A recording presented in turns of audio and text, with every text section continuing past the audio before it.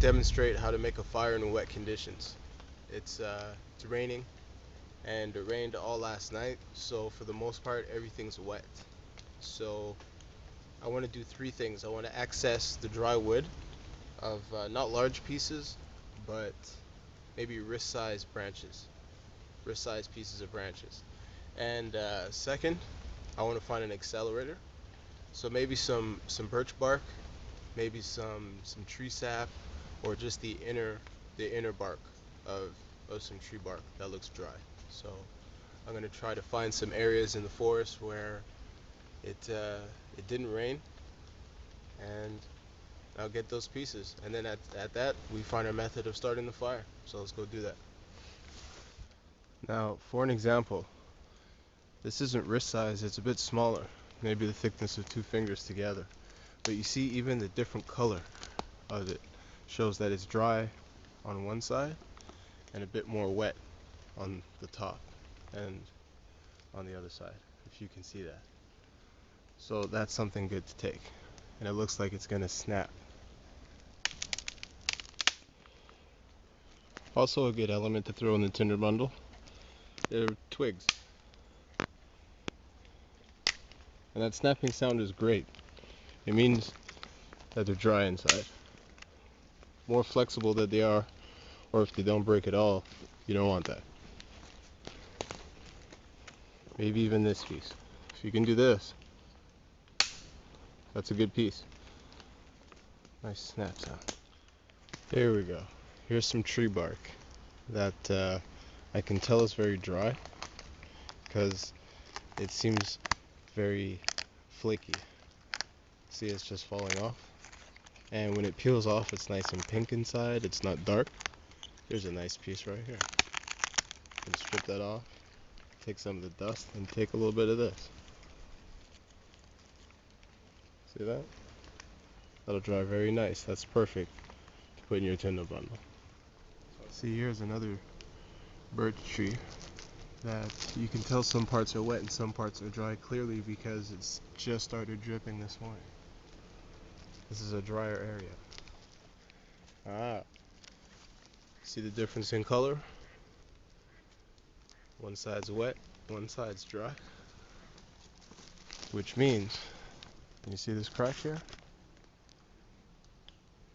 If I take a little bit, yes sir, that's a jackpot. I want to take that. Here's another good example. It's wet on this side and dry on this side, which means all this could flake off. Flake it off, it changes color, and that change in color indicates the dry wood. And I could make little feather sticks off of it right now. And what feather sticks are small, fine little strips. Alright guys, so I got everything I need. I just want to show you what you'd want to do. Okay, for something like this is the stick that I got that was dry on one side and wet on the other. Okay, so I want to take the dry side, and just doing this, you automatically get dry feather sticks that are just very thin like this. And what you'd want to do is it's okay to get some of the bark since it's dry. You create feather sticks, little shavings. That's what you'd want to do. I'll do it here. And really what I would want is a guard. So if you had a plastic bag or a tarp, you'd do it just like this. I'll change view so you can see. And just like this. Just small shavings, just like that. And you keep taking them, and you collect yourself a pile. And with that, and just with your knife, if you just make a split,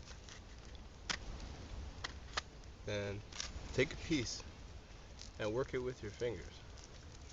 And all the crumbs, all of that's dry tinder to put in your tinder bundle. That's what that is. It's good.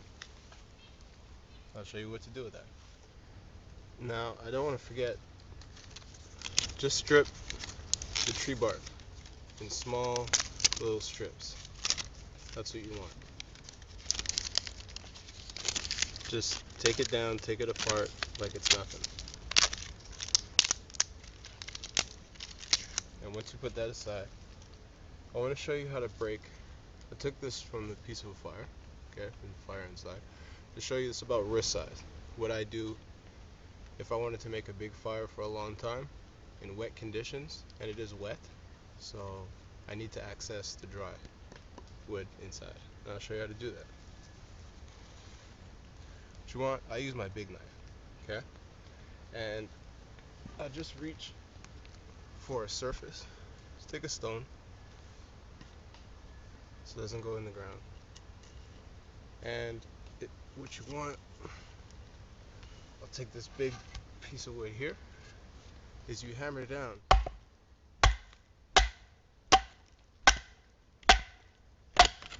the knife, bam, and you split it.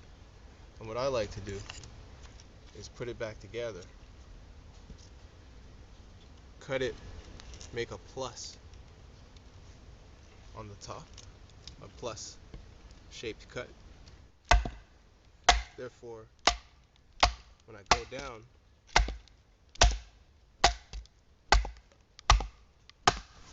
at the end, I can reach the wood like a triangle from the inside out. I don't know if you can see that. Therefore, I don't strip any of the outside. And yeah, your hands get dirty, but I'll do it with this knife as well, is you collect the shavings.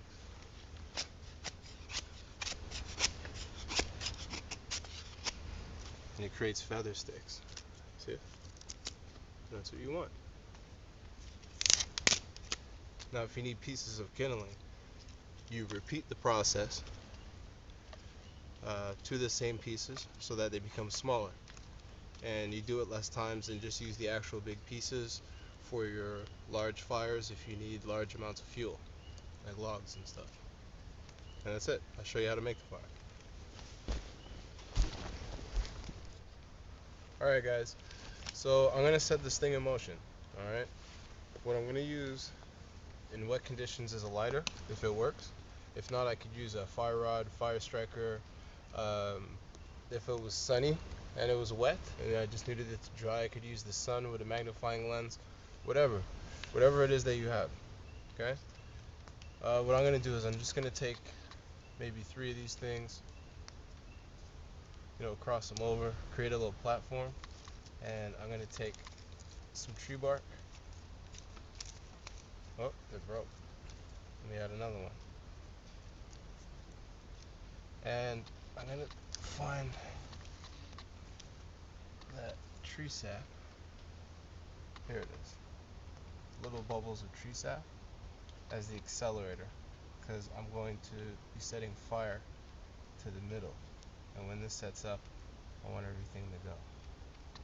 Then I'm going to put another piece. Oh, this piece is burnt. It's not good. I'll use it.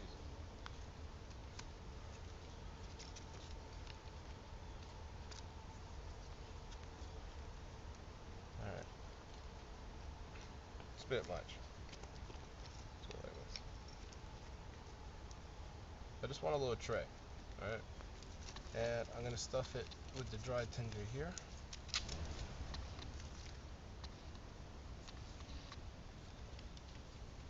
And I'm going to light it from the side, from the inside. And watch what happens.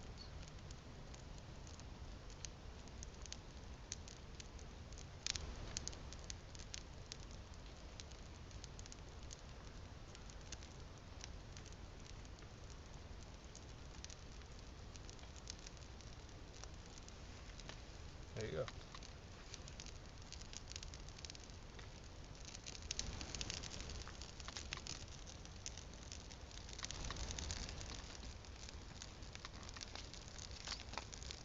Now a lot of people do a TP effect.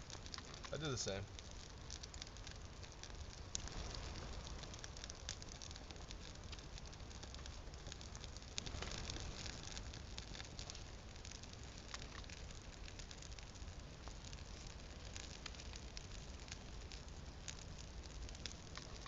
And there you have yourself a fire in wet conditions.